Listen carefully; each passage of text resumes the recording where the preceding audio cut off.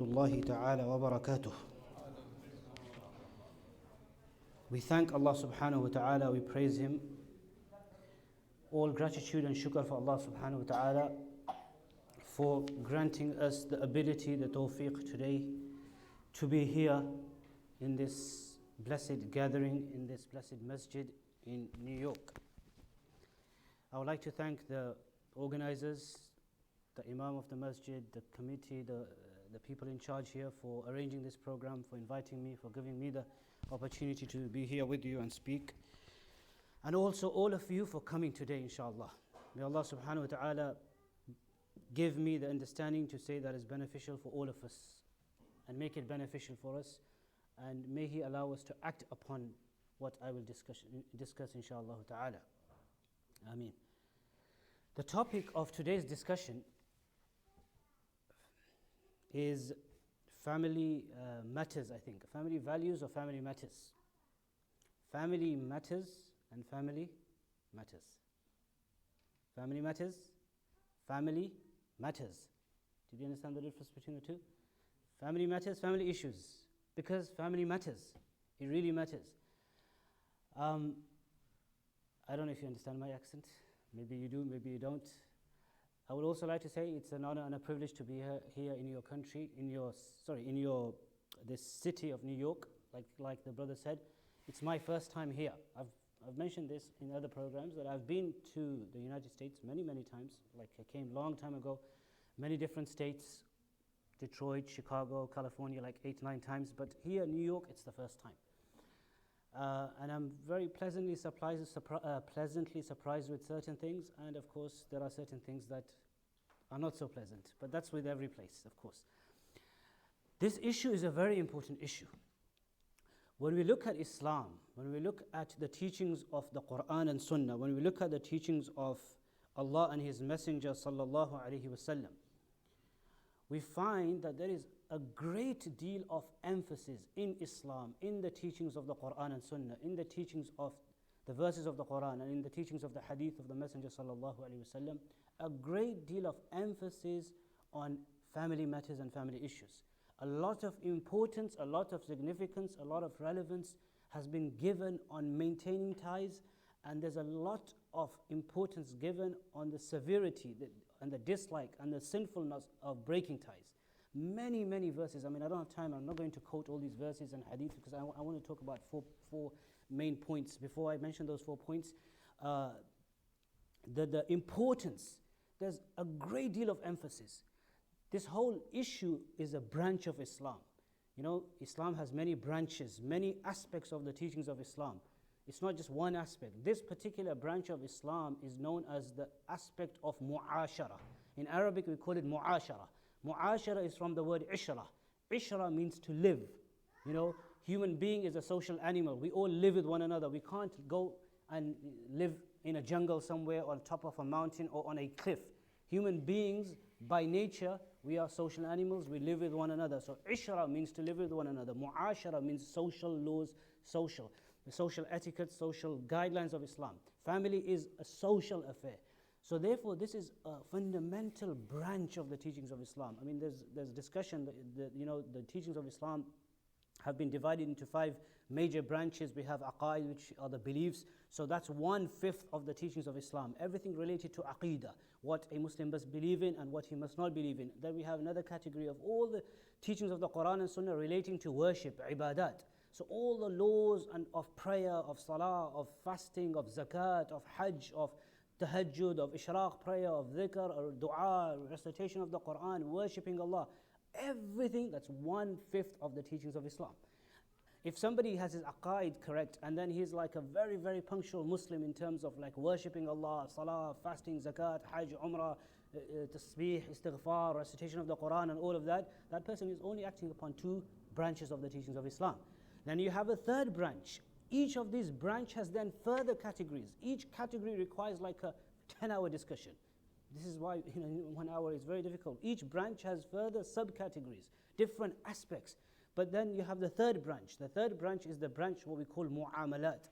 Mu'amalat, which means financial dealings, financial transactions. The books of hadith and the Quranic verses are filled with laws, with don'ts and do's, with injunctions, with guidelines on how to earn money, what's halal in earning money, what's haram, what are the laws of financial transactions. The books of fiqh, chapters are dedicated to earning, to renting, to hiring, to dealing, all of these issues, employment. It's a branch of the teachings of Islam, like a 1/5 of teachings of Islam. And number 4, we have mu'ashara. Mu'ashara is this branch that I'm talking, just touching upon it, like we're not even talking about it. But it's a branch which is the branch of social family laws, many aspects. And then you have the 5th branch of the teachings of Islam, which is the aspect of the internal diseases. And this is connected to the 4th, but the internal diseases, like Islam, the Quran and Sunnah talk about, that every Muslim must work on their heart and remove jealousy and hatred and enmity and pride and ostentation and riyah and showing off and love of the dunya and all these other things, and replace them with sincerity, with love for Allah and His Messenger sallallahu alaihi wasallam. Remove jealousy. This is a whole branch. 5 branches. In order to be called a practicing Muslim, a Muslim must implement the teachings of the Quran and Sunnah relating to all 5 branches. We can't be partial Muslim, we can't be quarter Muslim, we can't be 1/5 Muslim, we can't be 2/5 Muslims, or 3/5, or just 4/5. In order to be practicing, we have to be a full-time Muslim, or try to be full-time Muslim. Nobody's perfect, but we have to try to be full-time Muslims. And the Quran talks about this. Ya ayyuhalladhina amanu dukhulu fi silmi kaffa. O you who believe, enter into Islam fully, totally, wholeheartedly. Don't just practice on parts of Islam. أَفَتُؤْمِنُونَ بِبَعْضِ الْكِتَابِ وَتَكْفُرُونَ بِبَعْضِ. Are you believing and acting upon certain parts of the book of Allah and discarding some others? Like, why picking and choosing?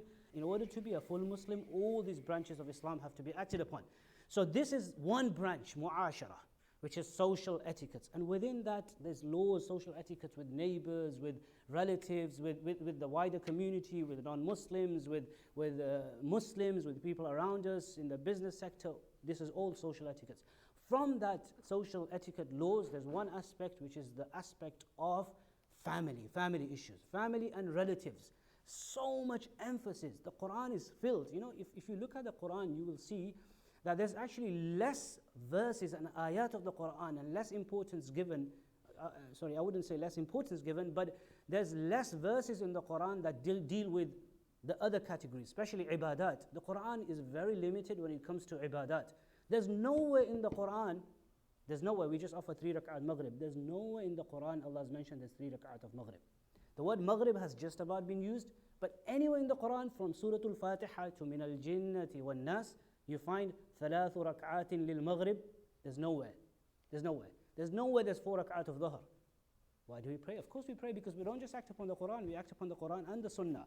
And this is actually wrong, like it's a disease where if you want to just do away with Islam, you say, okay, I only act upon the Quran. That's one of the ways of doing away with like everything in Islam. There's no Islam left because there's no 5 prayers, nothing.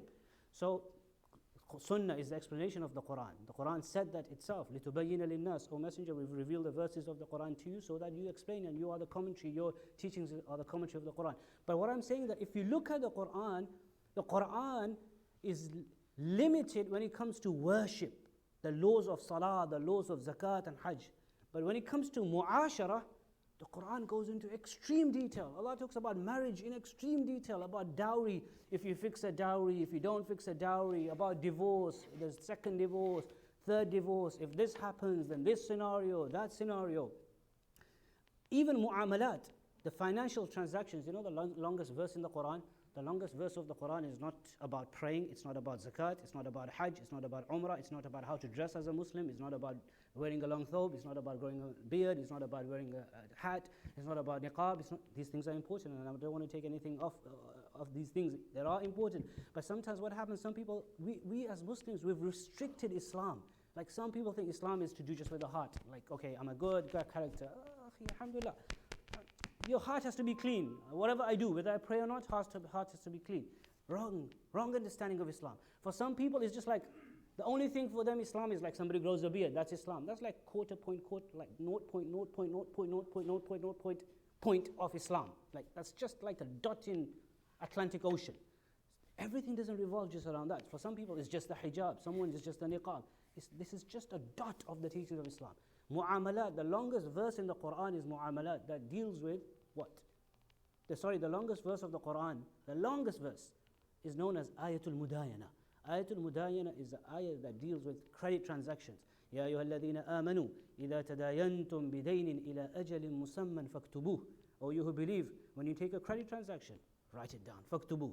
When Zayd takes a loan from Abdullah, write it down. You took $5,000 loan. When you're going to pay it back? How are you going to pay it back? On what date you'll be paying it back?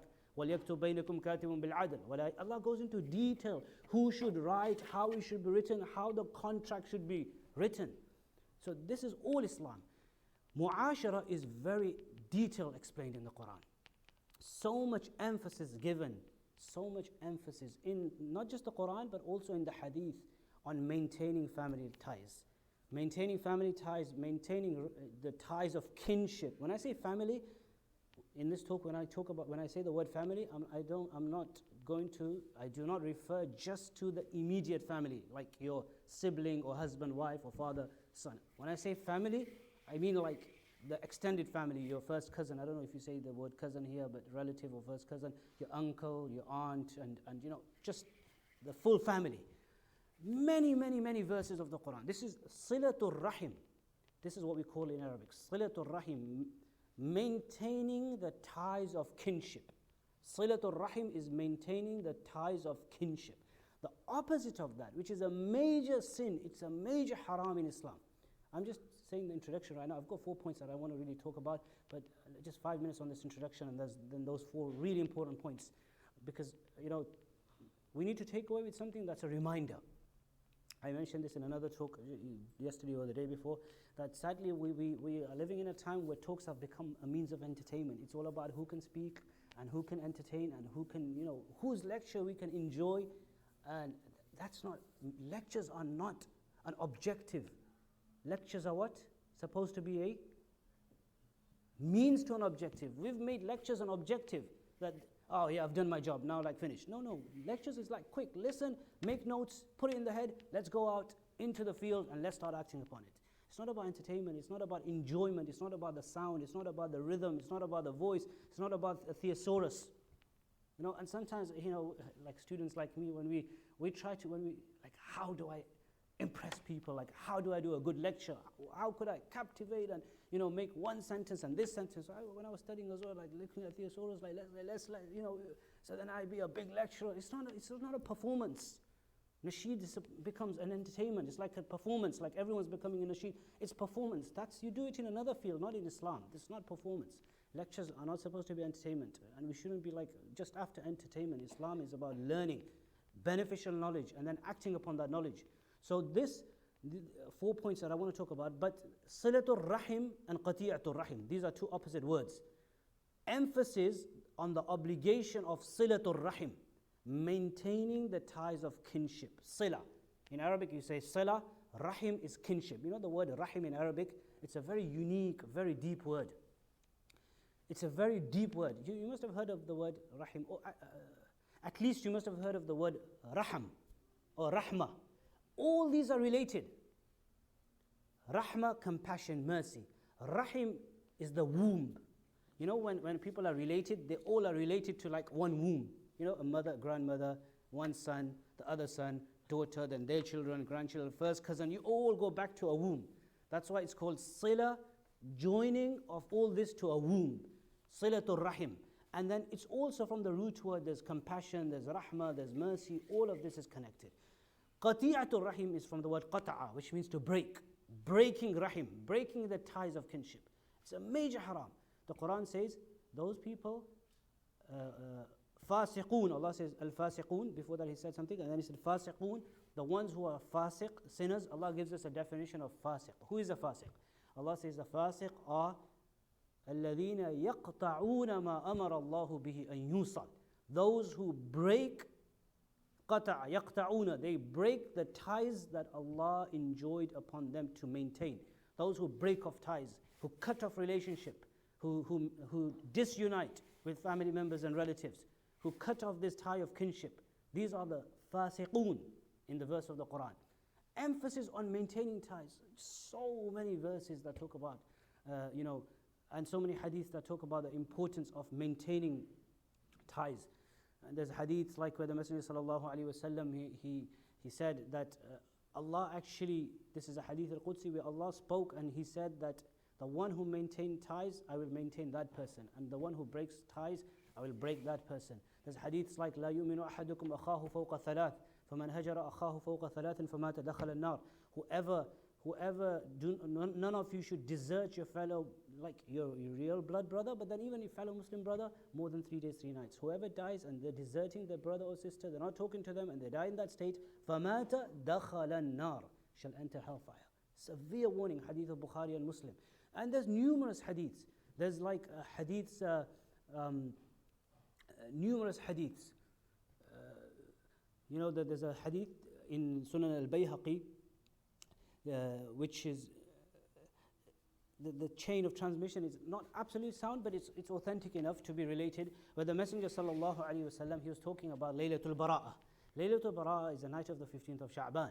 There's approximately 12 or 13 hadiths that talk about Laylatul Bara'ah. Some are weak, some are not, some are like, but collectively it's okay. That's another scholarly discussion. I don't want to go, but I just wanted to mention that because some people disagree with certain things. But there's a hadith in the Sunan of Imam al-Bayhaqi where the Messenger sallallahu alaihi wasallam was talking about the night of the 15th of Sha'ban. We are right now, where are we? In Rajab right now, so Sha'ban will come, the night of the 15th of Sha'ban. Laylatul Nisfi min Sha'ban, it's called Laylatul Bara'ah. He was talking about the virtues, he was talking about that in this night, Allah subhanahu wa ta'ala frees many people from hellfire. Like they are written that these people are freed. Many, how many people? Thousands of people. How many? The Messenger sallallahu alaihi wasallam described the number. He said, there's so many that you can't even count them. He said, يُعْتِقُ اللَّهُ فِيهَا مِنَ النَّارِ بِقَدْرِ شَعْرِ غَنَمِ بَنِي كَلْبٍ. In order to express how many people, to show them the excessive number, he said to the companions that Allah frees on that night an amount from hellfire that is equal to the number of hair that is on the body of all the animals and cattle owned by the tribe Kalb. Kalb was a tribe, Banu Kalb. They used to own lots and lots of animals. Imagine thousands of animals, goats and sheep and cows. Every animal, all the hair on the body, all of it, that many people Allah frees. في هذه الليلة ليلة النصف من شعبان. But then he said after that, however, وَلَا يَنْظُرُ اللَّهُ إِلَى. Allah forgives so many people, but on this night, let alone Allah forgiving, Allah does not even look with mercy at who? إِلَى قَاطِعِ رَحِمٍ, the one who breaks ties. وَلَا إِلَى مُشَاحٍ, the one who has enmity in the heart, hatred in the heart for others. وَلَا إِلَى مُدْمِنِ خَمْرٍ, the one who's an alcohol addict. And wala ila musbil, the one who lengthens his garment out of pride and arrogance. And this is also showing about arrogance and pride. So it's got to do with mainly, predominantly with this kinship. Let alone look at them. This is just hadith that came to my mind. Even Laylatul Qadr, we all know, Laylatul Qadr. The date of, or the actual night of this was, the knowledge of this was lifted up from our ummah because of two people, يَتَنَازَعُونَ. There were two people who were arguing. Argumentation. There's so much importance on Silatul Rahim, but sadly speaking, we find, and I don't know how the dynamic is in here, in this country or in this state or in this city, but I see this many times in the UK and many other places, that the more there's emphasis on Silatul Rahim and maintaining ties, and the more there is emphasis in the Quran and Sunnah, the more we find disunity, breaking of ties, seriously, at every level of society. At every level of society. From racism, we look at different cultures and groups, there's disunity, there's racism. Every level of society, within family, within relatives, internal family, first family, second family, third family, amongst masjids, it's every level of Muslim society. And this is one of the biggest crises of the time, one of the greatest fitna of the time. This is why the Muslims are being, humiliated wherever we are being humiliated, because even families are not united.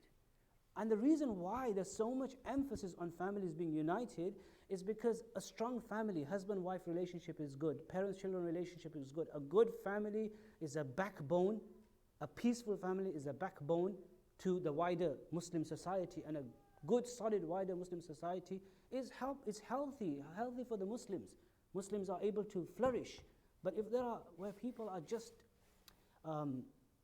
every day, like they are engaged, involved in like fights and quarrels and dispute after dispute after dispute after dispute. Like in some scenarios, it's like what you call soap opera. I don't know if you call that soap opera here, but it's like a soap opera. It's episode 21.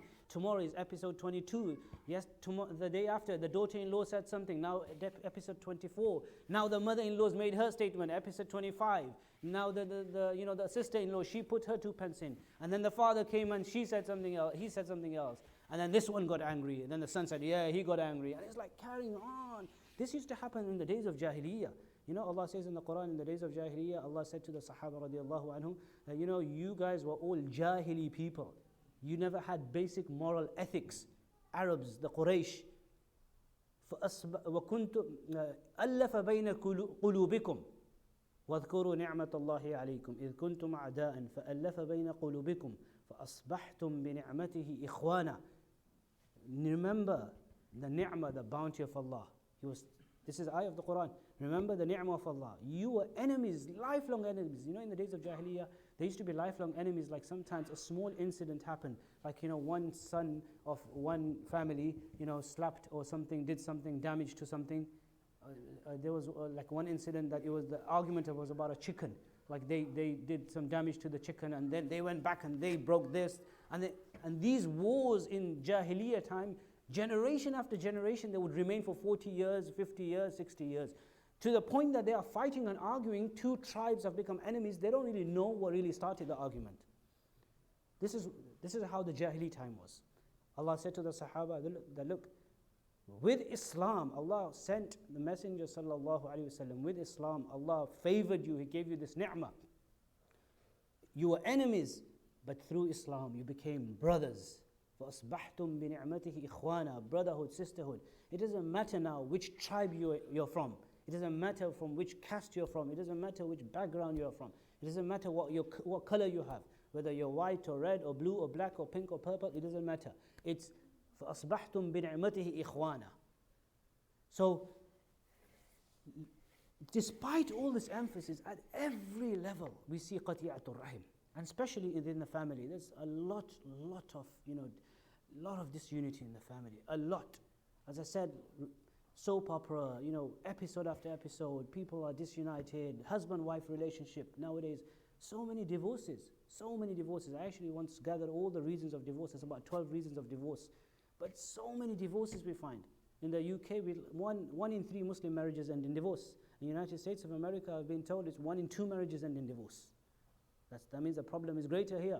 And I know what the real reason is here as well. Out of the 12 reasons, there's one very big reason, but I don't want to go into that reason because then that's another topic on its own. But the marriages don't stay stable. Parents, children have been disunited. There's a massive gap between parents and children. Gap in terms of sometimes there's enmity. Sometimes there's hatred, there's enmity, the children are disillusioned towards their parents. The love and care, attention sometimes not there from the parents. Brothers, when they grow old, people go into their own families. The closeness, the love, the mahabba, the ulfa, what Islam came with. Mutual love, harmony, even between blood brothers sometimes is not there. And if you do have that, then thank Allah. Praise Allah subhanahu wa ta'ala. Say alhamdulillah hundreds of times. And thank Allah that Allah has blessed us and our family, and I'm sure everyone here is like that, that we have, look, small disputes happen everywhere. Nobody's going to be perfect. We are human beings after all. It's not like, okay, that means never ever, if you've never ever had a small problem with your wife, or a wife with a husband, then like there's something wrong. Like you guys are living in 2 different rooms in the same house, you don't see one another. But if small things definitely happen, but overall there's love in the heart. Like we forget and forgive for the sake of Allah subhanahu wa ta'ala. Now, the 4 points, one of the main reasons why we have all these issues and these problems is because this is something that distinguishes the teachings of Islam from, look, every religion, every community, every nation, even the atheist, anyone, any basic morally, ethically person, someone who has basic morals and ethics, anyone will tell you, be a good person. Yeah, that's basic ethic of life. Like one person said, I don't know what your religion is, but religion is all about be good to God and be good to everyone. And that is Islam. Huququllah, huququl ibad. If you want to divide, I mentioned 5 branches. If you want to even water it down and you want to divide Islam into 2 branches, there's huququllah, huququl ibad. Rights of Allah, rights of the slaves of Allah. But everyone says, everyone knows, be good, be cordial, be courteous, be nice, be gentle, gentlemen, be gentlemen. Ladies and gentlemen. Regardless of whether the men are gentle or not, but ladies and gentlemen. Be nice, be respectful, fulfill the rights of your neighbors, your family. Everyone knows. But there's one thing in Islam that distinguishes the teachings of Islam from all other faith communities, from all other religions. With this aspect, there's one thing in Islam. You know what that is, but you might have not thought of it and related it to this mu'ashara. You know what that is? The teachings of Islam, the teachings of the Quran and Sunnah say that when we are maintaining ties, when we are fulfilling the rights of others, whether our parents, whether our children, whether the husband, wife, spouse, brothers, sisters, first cousin, relatives, whenever we are fulfilling their huquq, we are fulfilling their rights, we are being good to them, there's only one objective. There's only one objective. Be good, be nice, fulfill the rights, but one main objective. This is what distinguishes Islam. With the intention, with the niyyah, with the objective, with the purpose, with the aim, with the goal of pleasing Allah subhanahu wa ta'ala. That's it. Even the person you're being good to, it's not for them in reality. It's for Allah. We are good to our parents for the sake of Allah. If Allah says, now don't obey your parents because they tell you not to pray salah, you say, oh Allah, I was only obeying you for the sake of Allah. The whole mu'ashara is based on this.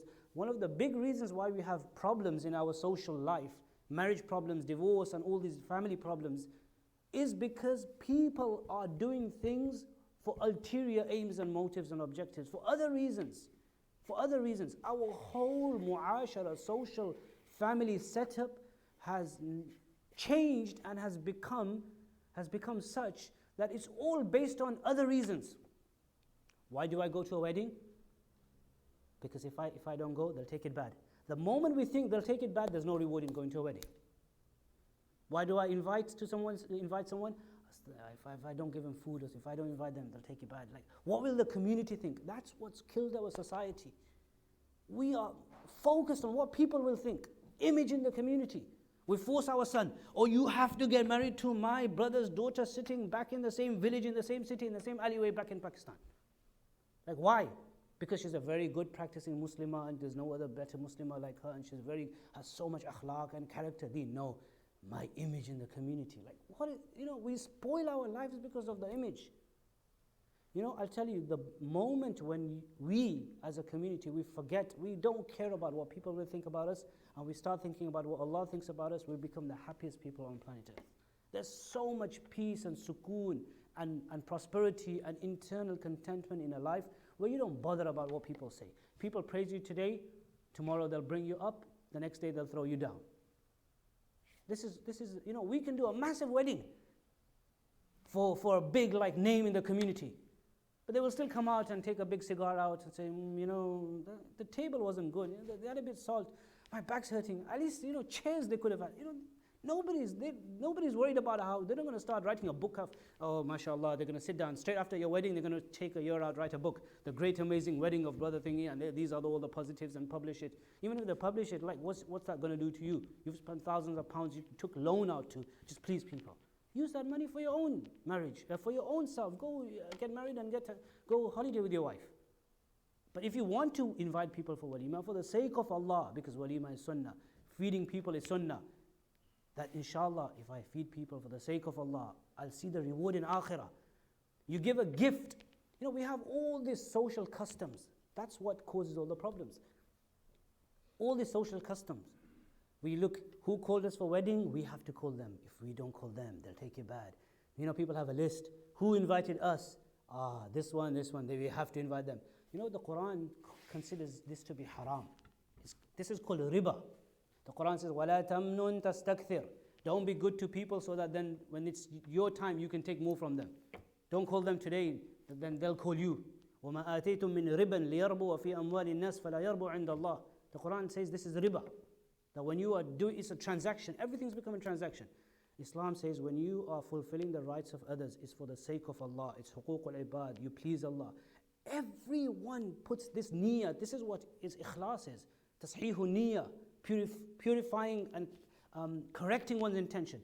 If a husband in a marriage says, you know what, I will be good to my wife because Allah has placed this obligation upon me. Normally everyone, you know, in marriage, they're like, you know, I do this, but she doesn't do this. Or she says, I do this, he doesn't do this. Everyone's complaining about the other person. Let's forget about our rights. We need to just focus on our responsibilities. If every husband or every wife takes it, you know what, I'm going to treat my husband in the best of ways because you know what, I want to go Jannah and see massive amount of reward. Not because, you know, because then he be as good to me. We don't expect. Like I mentioned the other day, that once I saw a car and behind it there was like, you know, on the window a sticker. Treat your children well because they will be the ones that will choose your nursing home when you're old. You know nursing homes? Now people are bringing them up, children. Why? Let's treat them well today. When I'm old man in Buddha, then they'll look after me. Like, oh, this is a transaction. These are all deals people are doing. Islam says don't do a deal. Do it for the sake of Allah. When you give a gift, give it for the sake of Allah. Sometimes give a gift. Hatta, you know, when you give sadaqah, that لا تعلم شماله ما تنفق يمينه. Hadith says that your left hand doesn't even know what your right hand spent. You went to somebody's wedding or something, you gave a gift and put it in an envelope from a Muslim brother for the sake of Allah. You don't need to know who gave it. Amazing ikhlas. Does every time everyone have to know? Is there any portion of charity that we do that nobody knows, only you and Allah know and I and Allah know? At least some portion of our charity to the masjid or to anyone, nobody knows. I know and Allah know. You know and Allah know. We know and Allah. Nobody. There is amazing reward in that type of charity. Ikhlas, sincerity, maintaining ties for the sake of Allah. Give a gift for the sake of Allah. Do not expect. You know, this is why one of the great ways of being happy in this world, many of the ulama have stated this, there's many ingredients of being internally happy, but one strong way of a golden principle of being happy in this world is never expect anything from anybody. Never. There's a hadith, the Messenger sallallahu alaihi wasallam used to make a dua. Allahumma ja'al raja'i bika waqta' raja'i amman siwak. Oh Allah, make all my expectations with you, oh Allah, and lower all my expectations with the creation, with the makhluk. The moment we don't expect anything from anyone, you'll never be disappointed. You said something nice to somebody and they didn't even look at you or smile at you. Oh yeah, that was normal, I wasn't expecting it. Like you don't feel sad. If someone says Jazakallah, whoa, bonus, mashallah, I wasn't even expecting that. You were nice to me. Oh wow, okay, that's. So you're never upset because you don't expect anything from anyone. And we're not doing anything for anything in return. This is not a transaction. I was nice to you, I was nice to you. Whether you're nice to me or in return, if I'm nice to my father, whether he's nice to me or not, I don't care. Like, of course, we're not saying that we should get abused and all of that. Of course, there's a limit and, but I'm talking about just general relationship. Do not expect people or lower the expectation from the creation, from the makhluk of Allah subhanahu wa ta'ala. So this is the first point. In every aspect of relationship, whether it's husband-wife relationship, parents-children relationship, spouse relationship, relatives, mother-in-law, daughter-in-law relationship, cousins, brothers, siblings, we maintain ties to please Allah subhanahu wa ta'ala, for the sake of Allah, for the pleasure of Allah, for the rida of Allah, liwajhi Allahi ta'ala. We don't expect anything in return. If we do it, alhamdulillah, it's a bonus. We do it for reward. A Muslim's life objective is all akhirah. It's not this small, short 65 years of life. This is a short life. This is small things doesn't matter in this world. We look at the bigger picture. The bigger picture is the eternal million, billion, trillion, eternal years where we really need something. If we don't get something in this world, who cares? It's just 65 years or 70 years or even less, 50 years, people pass away. If someone doesn't say something nice about us, who cares? It's like, it's just petty. Like, take it in from one ear and take it out from the same ear. From the same ear. You just get involved. But the point is, tasheehu niyyah, ikhlas, maintaining ties for the sake of Allah subhanahu wa ta'ala. in every relationship, we try this, we will see great benefits. We see great benefits. Actually, there's one hadith, and then I'll go point 2 quickly, and 3 and 4. Actually, there's a hadith in Sahih al-Bukhari and Sahih Muslim where the Messenger sallallahu alayhi wa sallam says, لَيْسَ الْوَاصِلُ بِالْمُكَافِئِ وَلَكِنَّ الْوَاصِلَ الَّذِي إِذَا قُطِعَتْ رَحِمُهُ وَصَلَهَا. Real maintaining of ties is not when you are good to someone when they are good to you. That's not real maintaining of ties. That's no big deal. You are nice to me and I'm nice to you, then like what have I done? Like a big deal. Like if I didn't do that, then I'll probably be an animal. Like that's nothing. لَيْسَ الْوَاصِلْ بِالْمُكَافِئِ. The one who gives back to the one who is good, that's no big deal. You're not maintaining ties yet. That's not maintaining of ties, according to the hadith of the Messenger sallallahu alaihi wasallam. إِنَّمَا الْوَاصِلْ الَّذِي إِذَا قُطِعَتْ رَحِمُهُ وَصَلَهَا. The real maintainer of ties is the one when others break you off, you still maintain ties for the sake of Allah. Now you are considered to be someone who's maintaining ties. Your brother doesn't talk to you, he doesn't treat you well, but you say, you know what, I'm above this. I'm a believer, I'm a Muslim. Who cares? For the sake of Allah. Your sister doesn't talk to you. I don't want to get to that level. For me, there's a greater purpose. I have iman, yaqeen on akhirah. My conviction is akhirah. My belief is in Allah. For me, there's a greater purpose, not this. And we maintain ties for the sake of Allah. So this is very important. If we correct our intentions, the most important thing in Islam is actually correcting intention. Tasheehu niyyah, the first hadith of Sahih al-Bukhari and Sahih Muslim and all the books of hadith. You know which one it is, everyone knows. إِنَّمَا الْأَعْمَالُ بِالنِّيَّاتِ. Actions are according to intentions. Niyyah, make our niyyah sahih, correct. You know, this is what we call ikhlas, sincerity. وَمَا أُمِرُوا إِلَّا لِيَعْبُدُوا اللَّهَ مُخْلِصِينَ لَهُ الدِّينَ. Anyway, point 2. The second point is also based on many verses of the Quran and hadith, which is that the teachings of Islam is in every relationship, family relationship. What we need to do is we need to try to put ourselves in the shoes of the other person. لا يؤمن أحدكم حتى يحب لأخيه ما يحب لنفسه. One of you cannot be a complete believer until you don't like for your fellow brother what you like for yourself. أحب للناس ما تحب لنفسك. Love for others what you love for yourself. And there's numerous. You know what sadly has happened in our society again? We have 2 scales. I don't mean physical scales, but we have 2 scales of judgment. 2 like yardsticks, 2 means of measurement. There's one scale for us, there's one rule for us, one rule for the other. When it's my time, when I want to be treated, then I want to be treated well. But the same thing when I'm treating somebody else like that, then it's like it doesn't matter. The Quran talks about this when it's business. You know, it's Surah Al-Mutaffifin. This is called Tatfif in the Quran. وَيْلٌ لِلْمُطَفِّفِينَ الَّذِينَ إِذَا اكْتَالُوا عَلَى النَّاسِ يَسْتَوْفُونَ وَإِذَا كَالُوهُمْ وَوَزَنُوهُمْ يُخْسِرُونَ أَلَا يَظُنُّ أُولَٰئِكَ أَنَّهُمْ مَبْعُوثُونَ لِيَوْمٍ عَظِيمٍ يَوْمَ يَقُومُ النَّاسُ لِرَبِّ الْعَالَمِينَ. Destruction be to these people of Tatfif. One of the things they do is, you know, when they do business, this is the verse I'm translating the verse of the Quran. الَّذِينَ إِذَا اكْتَالُوا عَلَى النَّاسِ. When they take through measurement from people, يَسْتَوْفُونَ. They make sure every ounce and grain. Brother, meter, it has to be on 5. Put one more apple, like it has to be like, they won't let, brother, you give me 1 penny change less. Like you make every ounce. وَإِذَا كَالُوهُمْ أَوْ وَزَنُوهُمْ يُخْسِرُونَ. But when it's time to give through measurement and weight, then if they're 1 penny less change they gave, or like a meter with a bit less, they don't care about that. Double standards. The Quran says, وَأَلَا يَظُنُّ أُولَٰئِكَ أَنَّهُمْ مَبْعُوثُونَ. Don't these people realize that they will be resurrected? يَوْمَ يَقُومُ النَّاسُ لِرَبِّ الْعَالَمِينَ. When whole of humanity will stand before Rabbul Alameen, we will have to give reckoning and hisab for every penny that we owe others. So double standards. Islam is saying have one standard.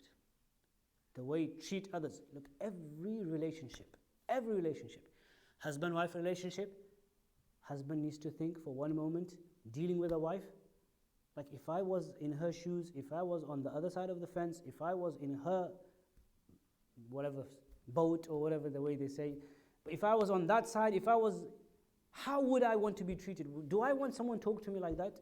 When we shout at our wives, like just imagine somebody shouting at you like that. Would I like it? No. Then, you know what? I'm not going to shout. Likewise, the wife, nagging and shouting and swearing, you don't do this, and you don't do that, and whatever. Just imagine. If you were shouting like this all day long and someone's nagging at you, would you like it? No. So then stop doing that. Treat others how you like to be treated. And this is not just husband and wife, every relationship. Parents, children. You know, the problem is we forget. You know, when we are parents, we forget how it was when we were young. When we become parents, we only live in the parent world, as though we were never young people. Like young kids are angry, like do this, and sometimes we get really angry. Like we were doing the same thing sometimes. Like just imagine if we were young, like we did that as well. And how did we? We didn't like, some elders treating us like this. So let's not treat them like that.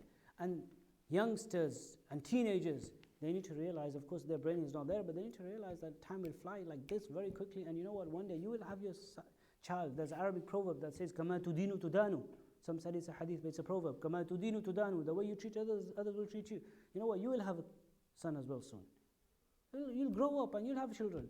And then the way you're disobeying and treating your father or mother really badly and you're giving harm to them, you're going to stress more.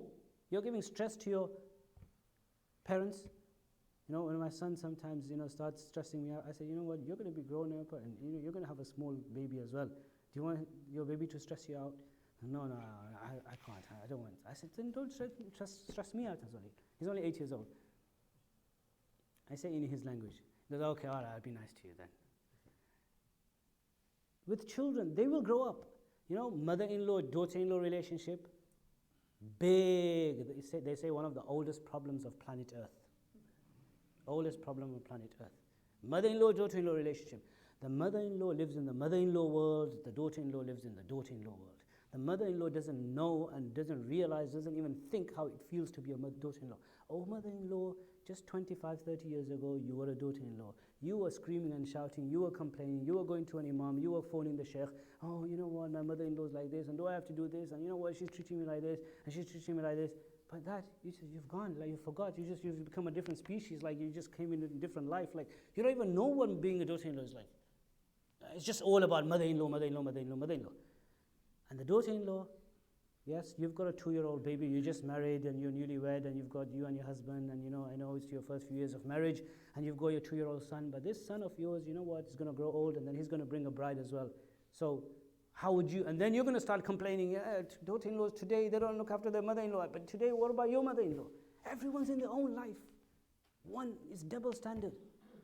Every relationship, and this is not just family, employer-employee relationship. If the employer thought for a moment, how does it feel to be an employee, and then dealt with the employee like that, and the employee thought for a moment, how does it feel to be on the position of the employer, and then dealt with him like that.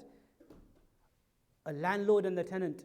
The landlord just knows the landlord rights, the tenant just knows the tenant's rights. The parents just know the parent rights, the children know just the children's rights. If everyone thought about the other side, everyone thought about the other side, then we will have a very prosperous society. Number 3, quickly inshallah, the third point is, look, we have to exercise something which is a very important part of our teachings of Islam, a very important part of the teachings of Islam. I actually mentioned that, look, living with people is not going to be possible. Living with people, not going to be possible except that our feelings will be hurt. This is taken from the hadith of Sunan al-Tirmidhi. Listen to this point carefully. When we are living together as a family, it is impossible that someone does not hurt our feelings. It's just impossible. Why? All human beings are what? Created differently. We look differently. Even our fingerprints. When I came to United States of America, can you please, Mr. 4 fingers? Yes. Can you put your right thumb? Yes. Can you put your left? 4 fingers. Can you put your right thumb? Yes. Can you take your glasses off? Yes. Everything, checking. Why? Everyone's fingerprints different. We look differently. We think differently. Psychologically, physically, mentally, emotionally, we all different. In marriage, the gender is different as well, which is a big difference. It's a man marrying a woman, not a man, well, generally in Muslims, it's only a man marrying a woman. So, no comment. Gender is also different. Gender is different as well. The woman is created differently. Allah has created women differently. There's books written on it. There's a book called Men from Mars, Women from Venus. Tells you the difference, how a woman thinks, how her emotional feelings, completely different. Now the man is different, the woman is different. Age, children at a yet younger age, a 14-year-old, how the brain functions is different to a 40-year-old. So, but we are all living together. So it's a must that someone says something, does something, acts in a way, behaves in a way that's going to hurt our feelings. That's a given. Now what the hadith is saying, that look, al-Muslim, this is in Sunan of Imam al-Tirmidhi, al-Muslimu alladhi yukhalitu an-nas wa yasbir ala adahum khayrun min al-Muslim alladhi la yukhalitu an-nas wa la yasbir ala adahum. A believer who lives amongst people with family, and therefore, without a doubt, his feelings or her feelings will be hurt, that Muslim believer is better than someone who decides that, you know what, I can't get my feelings hurt, I'm just going to live in a cliff and live by myself. And no one hurts your feelings and you don't hurt anyone's feelings. It's better to live and take the challenge. So this hadith is saying that, look, feelings will be hurt because people will do things differently because they are different opinions, we all think differently. Now what solution is there? There's only two solutions. There's only two solutions. One solution is we let it hurt our feelings and we argue about it and we retaliate and we respond and we fight and we argue and we make it soap opera scenarios day after day after day, episode 41. Or we just say, you know what, one of the greatest thing in Islam, regarding which Allah says, إِنَّمَا يُوَفَّى الصَّابِرُونَ أَجْرَهُمْ بِغَيْرِ حِسَابٍ. The greatest thing, one of the greatest things in Islam, Allah says the reward for it is there's no end to it, which is sabr, we exercise sabr and patience. It's one of the most difficult things, but it's amazing. It's such an amazing quality to have, sabr. That's why the Quran says, يُوَفَّى الصَّابِرُونَ أَجْرَهُمْ بِغَيْرِ حِسَابٍ. There is no number, the type of reward. If we get angry, وَالْكَاظِمِينَ الْغَيْظِ وَالْعَافِينَ عَنِ النَّاسِ وَاللَّهُ يُحِبُّ الْمُحْسِنِينَ. We swallow the anger. We control ourselves. We have sabr for the sake of Allah. Sabr is an amazing quality to have. And so this sabr is something we need to work on, inculcate it in our lives. Every man, woman, we need to try to have this tahammul, this sabr, this forbearance, this patience and sabr within ourselves. That's number 3. Number 4, and I'm going to end with this point, or maybe just one more point after that, but just briefly, a few minutes on each, is that we need to try to have another quality. There's something else we are, as human beings, we are born with. Allah's created these things, and these are challenges, and we have to work on these things. The quality, the trait that human beings have, which is selfishness. I don't want to elaborate on this much because the last point is very important. Selfishness, selflessness, being self-centered, being selfish. Me, myself, and I matter. This is related to that, double standards, but it's a similar type of issue. The Quran places a lot of emphasis on ithar. Ithar is another quality. We know what ithar means. The definition of ithar, it's an Arabic word, and the Quran talks about ithar. وَيُؤْثِرُونَ عَلَى أَنفُسِهِمْ وَلَوْ كَانَ بِهِمْ خَصَاصَةٌ. The definition of ithar is tolerating a bit of hardship in this life for the sake of others and thereby receiving great rewards in the next life. That's the ta'rif definition of ithar. Sacrifice, it's a qurbani though, sacrifice. Tolerating, sacrifice. You've done sacrifice, qurban, of your desires, your wishes, your interests, your hopes, your pleasures. You're living in the same house, but someone wants to do it something, some way, but it's difficult for you, but you say, okay, inshallah, let's, for the sake of Allah, I will give ithar, preference to someone else. I will endure the hardship and I will give preference for the other. There's amazing reward. The Sahaba, they used to have this quality, radiallahu anhum. One of the greatest qualities of the Sahaba, radiallahu anhum, the companions of Allah's Messenger, sallallahu alayhi wa sallam, with this quality. The famous story when the Quran verse, this وَيُؤْثِرُونَ عَلَىٰ أَنفُسِهِمْ, Allah talks about the companions that they give preference to others even if they remain hungry. When this verse was revealed, the famous story, when a guest came to the Messenger sallallahu alayhi wa sallam, he said, who will entertain this guest? A Ansari Sahabi said, Ana ya Rasulullah, I'll take him home. And he didn't tell his wife, he didn't have a mobile phone to phone, like, all right, I'm bringing a guest, like, so he just took her. Normally we should tell her, that's etiquette, that's bringing, just, unless you know that she won't mind and you've already got lots of food at home, just suddenly, but generally, you should tell, like, you don't want to just suddenly come home, yes, I've brought 45 people home, what's for food, bring it out. So he took the guest, the wife said, you brought somebody, we only have enough food just for one person to eat, but just our children. He said, it's okay, make the children go to sleep. The children cried and they went to sleep.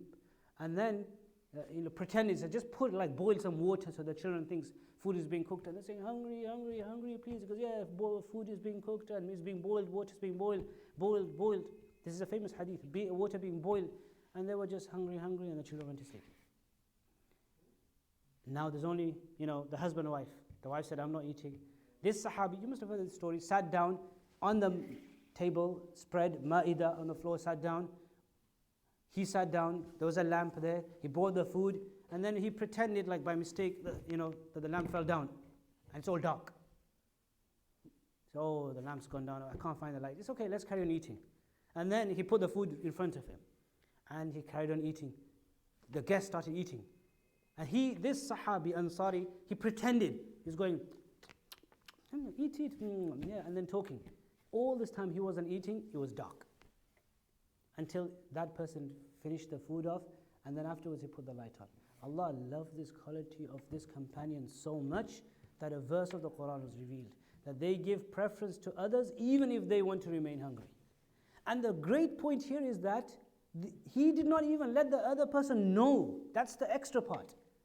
We can, at least we should do preference, but at least we will want to know that, remember, I've given sacrifice, for you, I've done this. Remember. We at least have, look at this, he didn't even know because it's for who? Allah. That takes back to the first point. That you don't need to know that I sacrificed my food, my whole my family remained hungry, they didn't eat. You don't need to know. The one I did it for, he knows. This is ithar. In every part of relationship, if we bring ithar, we'll see great results in the community, in the society. And lastly, this is a topic on its own, point 5. And it requires just a lecture on each of these points. They require a lecture, but this I'm just summarizing some thoughts which are in the mind. The 5th point is actually a very important point. Many family disputes occur because of what? Money. Money, the root of all problems. رأس كل خطيئة. Many family issues.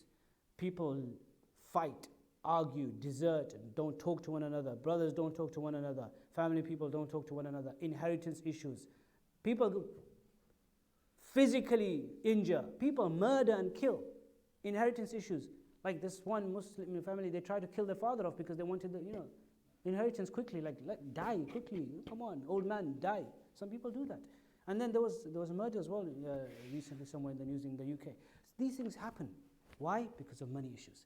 And money issues, one of the big issues about money is, I just want to tell you this point, that Islam places a lot of importance on ensuring that monetary matters are clear. There's a saying, proverb in Arabic, تَعَاشَرُوا كَالْإِخْوَانِ وَتَعَامَلُوا كَالْأَجَانِبِ. Live like brothers and sisters, deal like strangers. Everything has to be clear. Make sure your ownership of money, wealth, business, even in the family, is absolutely clear. Even in the family, absolutely clear. It's very important. This is the adhan of this masjid? Or no. What time is adhan? 9 o'clock? Right, okay, yeah, just 2 minutes inshallah. We need to ensure that ownership and monetary dealings are clear. Normally what happens sometimes, big disputes happen. You have a family business, a father started a business, one son comes, he studied, he joins the business. Nothing clear. In what capacity? Is he an employee? Is he working? Does he have a share? 10%? 15%? Is he helping freely? When you say he's a father, son, we don't need to clear all these things. What is it? Then he gets married, he took some money from the business, the other one got married, you took more money, and then after 30 years there's a massive dispute. Now they come to the Mufti, we have all this big, massive, who owns what? Nobody knows what's owned because it's all a jungle now. From day one, transactions should be clear. This is the property of the husband, or is it the property of the wife? Whose property is it? Or is it jointly owned? Is it 61%, 0.5 of the wife and this much for the husband? Is it 50%? Make it clear. This is a business. This is one son has 12% share. The other one has this much. Everything clear. Don't feel ashamed. When it comes to money, clear. Because we don't want to, we feel shy at the beginning, like in between, brothers, we can't do it. But when it's time to fight, then we don't feel shy. So let's just not be shy right now and just make all the transactions clear. It's very important. Monetary aspects have to be clear. Ownership has to be clear. If we act upon this, this is, as I said, it's a topic on its own, then a lot of these disputes that are related to money, they will be solved, inshallah ta'ala. May Allah grant us the tawfiq to act upon these 5 points. What are the 5 points? Number 1, tasheehun niyyah, jazakallah. Number 2, there's a test. I told you, I always do a test at the end. Number 2, so I know that we're taking something back with us, that you weren't just entertained by, alhamdulillah, I can't entertain anyway, but if you did get entertained, then like the entertainment is, which is, the double standards and having one standard, one criteria. Put yourself in the shoes of the others. That was number 2. Number 3, sabr.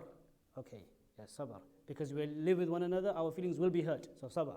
Number 4, ithar, which is giving preference and not being selfish. And number 5, I'm sure everyone remembers, money issues, making ownership clear, being clear in dealings. May Allah subhanahu wa ta'ala grant me and all of you the ability to practice. Wa akhiru da'wana and alhamdulillahi rabbil alameen. Wa sallallahu sallam ala sayyidina Muhammad wa ala alihi wa sahbihi wa sallam. Subhanallah wa bihamdi, subhanakallah wa bihamdi, wa nashhadu an la ilaha illallah wa astaghfiruka wa atubu ilayk.